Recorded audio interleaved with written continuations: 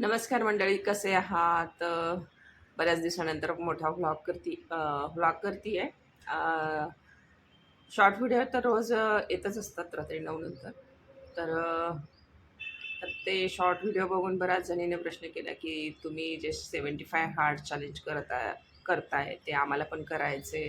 ते काय असतं नेमकं वगैरे, 75 हार्ड काय आहे? हे बऱ्याच जणी मला DM करून विचारतात, मेसेज करून विचारतात. तर म्हटलं मग आपण याच्यावर सविस्तर मोठा व्लॉगच बनवावा. तर थोडक्यात तुम्हाला 75 हार्ड चॅलेंज, तर मी तो म्हणजे जे नवीन सबस्क्रायबर आहेत त्यांना माहीत नसेल तर सांगते, की मी 1 जानेवारीपासून हे 75 हार्ड चॅलेंज हे फिटनेस चॅलेंज सुरू केलेलं आहे. आणि न्यू इयर रेझोल्यूशन म्हणून मी हे ॲक्च्युली सुरू केलं आहे. मला काहीतरी फिटनेससाठी करायचंच होतं. तर माझ्या मोठ्या मुलीने सजेस्ट केलं, की "मम्मी तू 75 हार्ड चॅलेंज का करत नाही?" की तुम्हाला माहीतच असेल, की अंकित बयानपुरे या एक हरियाणाचा मुलगा आहे. त्याने हे 75 हार्ड चॅलेंज केलं होतं आणि अजूनही तो करतोय पुढे. तर आपले पंतप्रधान नरेंद्र मोदींनी त्याचं खूप बोलून त्याचं बरंच कौतुक केलं होतं. त्याचा व्हिडिओसुद्धा त्यांनी टाकलेला आहे. तर ते बघून खूप इन्स्पिरेशन मिळालं. त्याचं मी चॅनल चेक केलं आणि म्हटलं, की आपणही करू शकतो. आपण तसंही मी एक्सरसाइजही करतच होते. डाएट फॉलोच करत होते. काही गोष्टी मी खात नव्हते. हे चालू होतं, पण एक कन्सिस्टन्सी नव्हती. एक ज्याला आपण डिसिप्लिन म्हणतो ते नव्हतं. तर म्हटलं मग हे 75 हार्ड चॅलेंजमुळं आपण जरा फिटनेसकडे लक्ष देऊया. कारण नुसतं शारीरिक खूप फिट दिसावं किंवा सुंदर दिसावं म्हणूनसाठी नाही. ते एक आंतरिक आतून एक जे आपल्याला फिटनेस पाहिजे असतं, की जे आपलं मन किंवा आपला जो मानसिक जे संतुलन, मानसिक जे आरोग्य आहे, त्यासाठी मी ॲक्च्युली हे करत आहे. कारण ह्या टास्कमुळं काय होतं, की तुमचं शारीरिक तर बदल तुमच्यात होतोच, पण मानसिकसुद्धा बदल होतो. ते मला हे आता माझ्या 50-55 दिवसाच्या दरम्यान मला लक्षात येते. तर हे फिटनेस, मेंटली फिटनेस, टफनेससाठी मी ॲक्च्युली हे करते.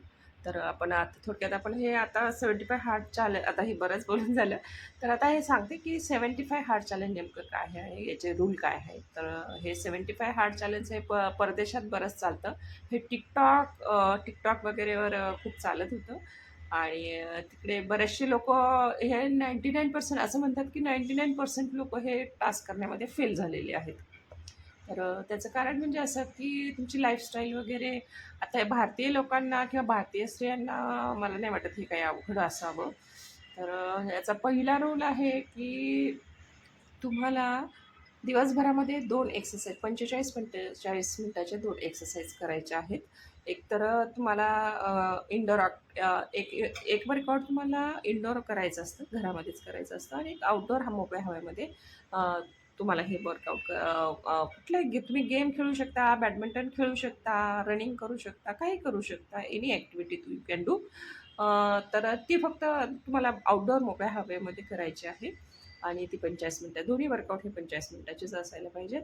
त्यानंतर तुम्हाला एक पर्टिक्युलर डाएट फॉलो करायचा आहे. याच्यामध्ये तुम्हाला नो चीट मील, तुम्हाला बाहेरचं अजिबात काय आणायचं नाही. तर लागच गेलं, पण मी डाएट करते म्हणून डाएट फूड पण तुम्ही बाहेरून मागवणार, की चला पनीर हेल्दी आहे म्हणून मग चिली पनीर मागवलं हॉटेलमधून वगैरे, असं असं चालणार नाही. तुम्हाला हे घरामध्ये जे बनवलेलं आहे, रोजचं आपलं जे जेवण आहे तेच खायचं आहे. आता सगळ्यांनाच माहीत आहे, की काय पौष्टिक आहे. आपण वेट लॉस करतोय तर काय खाल्लं पाहिजे हे सगळ्यांनाच माहीत असतं. म्हणजे बऱ्यापैकी सगळ्यांना माहीत आहे. तर त्याचा आपण आपल्या आहारामध्ये समावेश करायचा आहे. जसं की स्प्राउट्स आहेत, पनीर पण खाऊ शकता, पण पनीर पचायला मला जरा जड वाटतं. म्हणून मी जास्त त्याचा वापर करत नाही आणि मी नॉन व्हेजिटेरियन आहे. तर माझा भर हा नॉन-व्हेजवर असतो, की रोज अंडी, रोज चिकन तर नाही खात, पण एक अल्टरनेट डेजला वगैरे मी चिकन, फिश वगैरे हे सर्व खात असते. ज्याच्याप्रमाणे ज्याचं व्हेजिटेरियन असेल तर तो व्हेजिटेरियनचे जे व्हेजिटेबलचे जे सोर्सेस आहेत ते तुम्ही फॉलो करू शकता. त्यानंतर तुम्हाला दिवसभरात हे फार महत्त्वाचं आहे, की दिवसभरात तुम्हाला 4 लिटर पाणी प्यायचे. कारण काय होतं, की 4 लिटर काय होतं की आपण आपल्याला तहान लागते, पण आपण ह्या कामाच्या गडबडीत वगैरे पाणी प्यायचं राहूनच जातं आपल्याला आणि आपल्याला असं कधी-कधी काय होतं बघा, की आपल्याला जेवलं तरी आपल्याला खावंसं वाटत असतं किंवा खा म्हणजे एक क्रेव्हिंग होत असते, पण ती भूक लागलेली नसते तुम्हाला. ती पाण्याची तहान लागलेली असते, पण तुम्ही ते खात असतात. तर तुम्हाला जेव्हा पण असं काही वाटत असेल, तर तुम्ही पाणी पिऊन बघा. तुम्हाला अजिबात असं क्रेव्हिंग होणार नाही किंवा खाण्याची अशी इच्छा होणार नाही. आणि आपण काय करतो त्याच्यामुळे आपण सतत खात राहतो. खात राहिलं की मग तुमचं इन्शुलिन लेव्हल वाढते, मग तुमची शुगर वाढते वगैरे ह्या सगळ्या गोष्टी होतात. तर त्यासाठी दिवसभरात 4 लिटर पाणी प्यायचं. पण 4 लिटर पाणी पिण्याचं मी अजूनही तुम्हाला सांगते माझ्या अनुभवावरून, की हे 5-6 वाजेच्या आतमध्ये तुम्ही मॅक्सिमम जास्त पाणी पिऊन घ्या. कारण काय होतं तुम्ही जर दिवसभराचं मग काय करतात पाणी प्यायचं राहिलं असेल, तर तुम्ही काय करणार मग 6 नंतर एकदम मग हे संपवायचंय म्हणून मग तुम्ही जास्त पाणी पिणार. पण मग त्यामुळे काय होतं, की मग रात्री तुम्हाला वॉशरूमला बऱ्याच वेळेस उठावं लागतं. मग तुमची झोप होत नाही, झोप मोड होते, परत झोप लागत नाही. मग ते झोप झाली नाही, की मग तुमच्या शरीरावर तो परिणाम दिसतो. मग तुमचं ते करून काय उपयोगाचं नाही. झोप ही तितकीच महत्त्वाची आहे.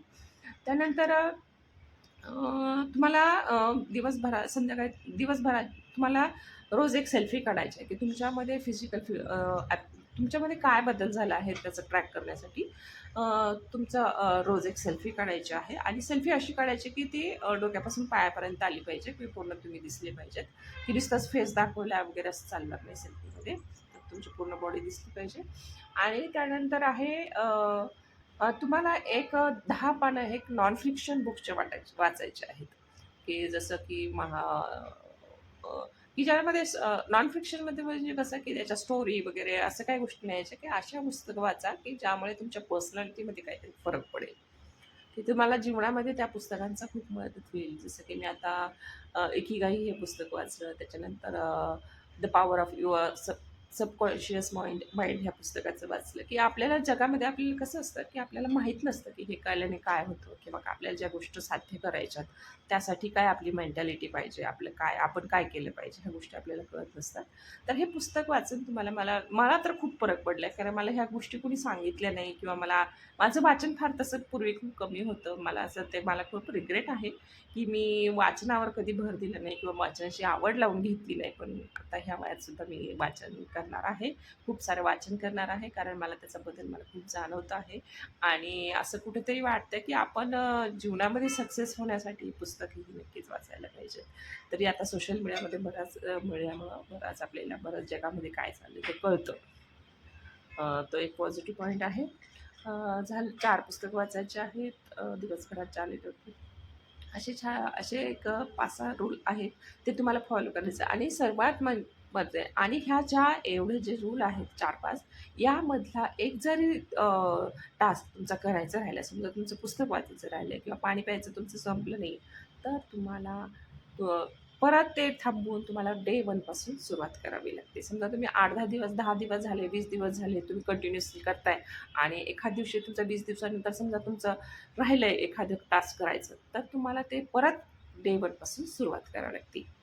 आणि आता याच्यामध्ये काही अ, त्यानंतर एखादं समजा तुम्ही कोणी स्मोकिंग करत असेल किंवा ड्रिंक करत असेल, की त्याची हॅबिट असते, तर ह्या सर्व गोष्टी तुम्हाला चालणार. त्याच्यात no alcohol, no smoking, anything म्हणजे ते ते सर्व काही तुम्हाला नशा वगैरे काही करता येणार नाही.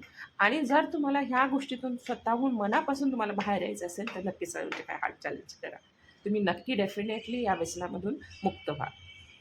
तर ह्या सर्व गोष्टी आहेत, की ज्या तुम्हाला मला तर असं वाटतं, की ज्या तुम्हाला बॅड हॅबिट आहेत, त्या जर तुम्हाला सोडायच्या वाटतं, बऱ्याच लोकांना वाटतं, की मला दारू सोडायची, मला हे करायचं पण ते सुटली जात नाही. कारण तुमच्या शरीराला ती सवय झालेली असते, तुमच्या मेंदूला ती सवय झालेली असते.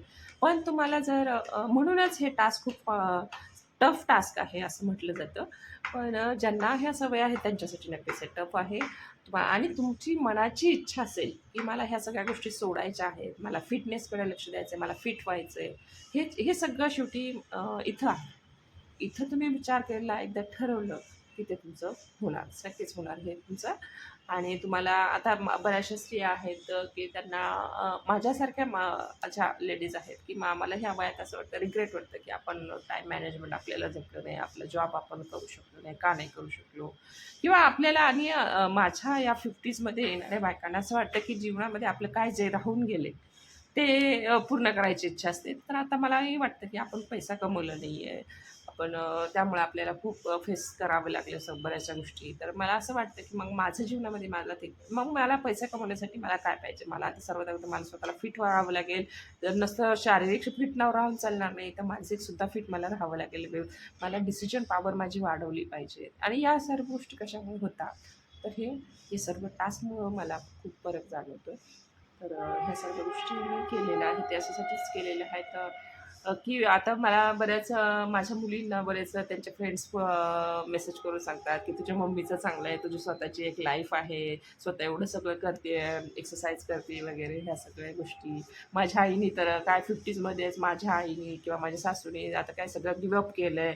फक्त दिवसभर नुसतं सिरियल्स वगैरे बघतात, टी व्ही बघत बसतात, तिथं इंटरनेटवर स्क्रोल करत राहतात. तर तुझ्या मम्मीचं बरं आहे वगैरे. तर हे कुठेतरी हां, हे सगळं मग बायकांनी मला हे सांगायचं, की बायकांनी गिव्हअप करू नका. जरी तुमचं वय 50 झालं, 60 झालं, 40 झालं, तर ह्या गोष्टी तुम्ही गिव्हअप न वाट तुमची एक स्वतःची एक लाईफ आहे. तुम्हाला स्वतःमध्ये काहीतरी तुम्ही ठरवलेलं असतं, की मला हे करायचंय, ते करायचंय. माझं हे राहून गेलंय. आता सर्वांना सगळ्यांचा मुलं-बाळं झालं, की सगळ्यांनाच हे जबाबदारी असते मुलांचं करणं. सगळ्यांचं मान्य आहे, सगळ्यांचा वेळ जातो. माझाही खूप वेळ गेला. मीही खूप कुटुंबासाठी वेळ दिला, करिअर सॅक्रिफाय केलं मुलींसाठी वगैरे. ह्या सगळ्या गोष्टी आहेत. सगळे करावं त्या वयानुसार, त्या काळाप्रमाणे आपल्याला ते करावंच लागतं. त्यात काही हे नाही आणि मी केलं हे काय इतरांपेक्षा मी काय वेगळं नाही केलं. पण आता हे सगळं मुलं मोठी झाल्यानंतर असं कुठेतरी एक खंत राहते, की आपलं हे राहिलं, ते राहिलं, आपलं करिअर राहिलं. किंवा आपण काय हे करायला आणि त्यामुळे मग आता सोशल मीडिया आम्हाला ज्या हाऊसवाईफ ज्यांचं करिअर आलं शिकलेल्या मुली आहेत पण आमचं करिअर राहिले काही कारणास्तव तर त्यांच्यासाठी ही एक यूट्यूबने एक खूप मोठी ऑपॉर्च्युनिटी दिली आहे की हे चॅनल सुरू करून आणि हे करतायत बऱ्याचशा लेडीज करतायत तर असं तुम्ही यूट्यूबवर व्हिडिओ करा किंवा हे करा त्यामुळे एक आम्हाला कुठेतरी आशा आहे, की आमचं जे लाईफमध्ये राहिलेलं आहे, आम्ही ते करू शकतो, की आम्ही मरण्यापूर्वी आमच्या ज्या इच्छा आहेत त्या आम्ही पूर्ण करू शकतो. तर बस असंच आहे. यासाठीच मी हे सगळं सुरू केलं होतं. तर ज्यांना मला तर असं खूप हे वाटतंय की हे 75 हार्ड चॅलेंज नक्कीच करावं.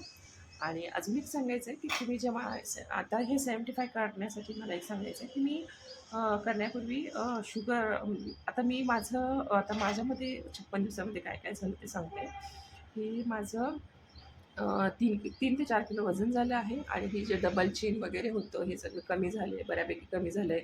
एकदम शार्प अजून व्हायचं आहे, पण शार्प अशी हे ज्वालन आलेली आहे. हे ते मला डोळ्याखाली वगैरे खूप डार्क सर्कल होते, जे कित्येक वर्ष होते, ते आता कमी होत चाललेले आहेत. तर ह्या सगळ्या गोष्टी होत आहेत आणि बऱ्याच मैत्रिणी मला भेटले की सांगतायत, की तुम्ही खूप ग्लो करतायत वगैरे, तुमचे स्किन खूप चांगले झाले, तुम्ही अजून यंग दिसतायत वगैरे. तर असं ॲप्रिशिएट केल्यावर मनाला छानच वाटते ना, कोणालाही वाटेल ह्या की तुमचं ॲप्रिसिएशन होतंय. आणि मला असं अजून वाटतं की माझं बघून बऱ्याच मला असं की माझ्यात जे बदल झाले आहेत ते अजूनही बऱ्याच माझ्या मैत्रिणींमध्ये व्हावेत किंवा पुरुषांनी सुद्धा हे तुम्ही करू शकता, की असा आपल्यामध्ये बदल झाला पाहिजे. एक आणि आता अवघड काही नाही दिवसभरात आता बऱ्याच स्त्रिया म्हणतात की आमची लहान मुलं आहेत, आम्हाला कामं असतात वगैरे काही नाही. पण त्यासाठी तुम्ही वेळ काढणं हे खूप गरजेचं आहे. तुम्हाला वेळ मिळत नाही, तर सकाळी लवकर उठा, तुमच्या आधी एक्सरसाइज वगैरे सगळे करा. त्यानंतर घरात बाकीच्या कामाला सुरुवात करा. म्हणजे बाकीच्यांच्या जे कामं करायला सुरुवात करतील, त्याआधीच आपल्या सर्व करून घ्या. आणि 1.5 तास दिवसभरातला तुम्ही स्वतःसाठी काढू शकता. नक्कीच काढू शकता 1.5 ते 2 तास. 50 मिनिटाच्या 2 वर्कआउटसाठी. असंही तुम्ही गप्पा मारत बसला तर 2-2 तास गप्पा मारत बसता असं श श अ, गप्पा मारत बसल्या किंवा चॅट करत बसले की तुमचं 1-1, 2-2 तास कसं झालं हे तुम्हालाही कळत नसतं. तर त्यापेक्षा आपण हे असं केलेलं खूप केव्हाही चांगलं तुमच्या फिजिकल फिटनेससाठी वगैरे. आणि तुम्ही एकदा फिजिकली, मेंटली फिट असाल, तर तुम्ही जे अचीव्ह करायचं आहे ते मला वाटतं की ते अ, अशक्य काहीच नाही. तर हो, ते आहे. मला आय होप तुम्हाला 75 हार्ड चॅलेंजबद्दल बऱ्यापैकी कळलं असेल. तर आता आणि मला हे सांगायचं आहे, की मी ह्या शॉर्ट टास्कसाठी शुगर आणि मीठ कमी केलं होतं. म्हणजे मीठ तर आपण पूर्ण बंद करू शकत नाही. पण शुगर पूर्ण बंद केली होती. मी फक्त तरी मी गोड काही खात नव्हते. फक्त मी रोज चहा घेत होते तोही अर्धा कप, पण तोही मी बंद केलेला आहे. आणि आता तुम्ही मला मग साखरेऐवजी गूळ खावं का? नाही, गूळसुद्धा खायचं नाही. आणि कारण गुळामध्ये सुद्धा तेवढ्याच कॅलरी असतात. तळलेलं वगैरे घरातसुद्धा जरी घरात बनवून खात असलं तरी तळलेलं वगैरे खायचं नाही. तुम्हाला जर खरंच वेट लॉस करायचं असेल तर. तळलेलं खायचं नाही आहे. त्यानंतर लोणचं, पापड ह्या सगळ्या गोष्टी खायच्या नाही, कारण याच्यात मिठाचं प्रमाण खूप असतं. तुमची ॲसिडिटी पण वाढते. आणि मला माझ्या अनुभवावरून मला एक सांगायचं आहे, की शुगर अचानक तुम्ही सोडू नका. माझं काय झालं, की माझ्याकडे वेळ फार कमी होता, की हे मी ऐन एंडला डिसेंबर एंडला मी ठरवलं, की मला हे करायचं आहे. त्यामुळे मी सडनली ज्या दिवशी टास्क सुरू केला त्या दिवशीच साखर सोडली. पण तुम्ही तसं करू नका. त्यामुळे काय होतं, की तुम्ही अचानक जेव्हा साखर सोडता त्यावेळेस तुमचं डोकं फार दुखतं. मला साधारण 7-8 दिवस माझं फार डोकं दुखत होतं. तर मग नंतर मला असं रिसर्चमध्ये कळलं, की तुम्ही जेव्हा साखर सोडता, की ते तुमच्या ब्रेनला एक सवय झालेली असते, ती साखरेचं हे मिळण्याचं वगैरे. तर ती हे व्हायला वेळ लागतो. तर त्यामुळे शुगर जर तुम्हाला जेव्हा टास्क सुरू करायचा त्याआधीच एक 8-15 दिवस तुम्ही साखर तुम्हाला जे सोडायचं आहे, ते तुम्ही आधी सोडा. अचानक सोडू नका. हळू-हळू कमी-कमी करत जा. अचानक करू नका. तर एवढं सांगायचं आहे. आणि काही अवघड नाही. स्वतःसाठी वेळ द्या. स्वतःबरोबर राहा आणि पुस्तकं वाचा.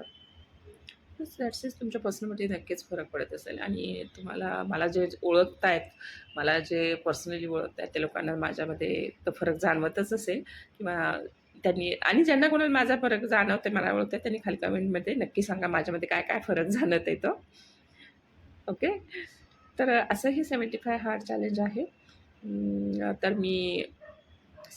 मी फार काही लवकर उठत, मी 5:30 ते 6, मी जर 11ला झोपले तर मला 5:30ला नक्कीच जाग येते. पण कधी-कधी कामं असतात, व्हिडिओची कामं असतात, तर झोपायला कधी 12 वाजतात. तर मी साधारण 5:30 ते 6 दरम्यान मी उठतच असते. 5:30 ते 6 वाजता. त्यानंतर उठल्यानंतर फ्रेश वगैरे होऊन आधी मी लिंबू पाणी पिऊन लगेच वॉकिंगला जात असते, बाहेर जात असते. एक तर स्टडीमध्ये किंवा आमच्या सोसायटीमध्येच आजूबाजूला वॉकिंग वगैरे करत असते. शेजारीच माझ्या गार्डन आहे कॉर्पोरेशनचं. तिथे एक्सरसाइज करत होते आता पूर्वी, आणि आता मला नंतर लक्षात आलं, की आपल्या शेजारीच अजून एक स्टेडियम सुरू झालेलं आहे. मग त्या मध्ये जाऊन मी रनिंग वगैरे करत असते. कारण काय, स्टेडियममध्ये असं एक पाथ बनवलेला आहे, ट्रॅक बनवलेला आहे, तर की जिथं तुम्हाला म्हणजे छान रनिंग वगैरे तुम्ही करू शकता. त्यानंतर खूप एक्सरसाइजचे मशीन लावलेले आहेत. तर तिथे 45 ते 50 मिनटं, 1 तासभर मी एक्सरसाइज करत असते. आल्यानंतर पण अंघोळ वगैरे करून मग आता मला घरकाम वगैरे करतात. आता मला एक डी-एम केलं होतं एक जणांनी, की "घरकाम कोण करतं? तुम्हाला एवढा वेळ मिळतो कुठून?" असं त्यांचं म्हणणं असेल. पण घरकाम मी स्वतःच करते सगळं. स्वयंपाक, भांडी वगैरे तर मी करते. फक्त फरशीला डस्टिंग आणि डस्टिंगसाठी आणि फरशीसाठी मॉपिंगसाठी बाई आहे. बाकी सगळं मी भाजी आणण्यापासून, दळण आणण्यापासून सगळं मी स्वतः काम करत असते. आणि माझं अजून एक रेसिपी चॅनलसुद्धा आहे. तर रेसिपी चॅनललासुद्धा मी वेळ देत असते. रेसिपी शूट करत असते. त्याचे बरेच कामं असतात, ते करत असते. तर स्वतःला मी वाहून घेतले ह्या YouTubeमध्ये. स्वतः कोणाचं एक नाही, दोन नाही, कोणाची उचापती करायला नको, काय नको. आपलं आपलं कामात राहायचं, की असं नाही, की आता मुलं मोठी झाली आहेत, मग आता एन्जॉय करा लाईफमध्ये, मग याची घेऊ उचापती करा, इकडं जा, तिकडे, हे असं नाही आहे. तेवढ्यापुरतं तेवढं. ते मैत्रिणी म्हणजे तेवढ्यापुरतं तेवढं असतं, पण फार काही कोणाच्या ह्याच्यात मी इंटरफेअर करत नाही. आणि माझं काम भलं, मी भलं. तर असं आहे. तर अजून काय तुम्हाला 75 हार्ड चॅलेंजबद्दल माहिती असेल तर खाली कमेंट करून नक्की विचारा. मी तुम्हाला नक्की रिप्लाय करेन. ओके. तर stay happy, healthy and fit. Bye bye.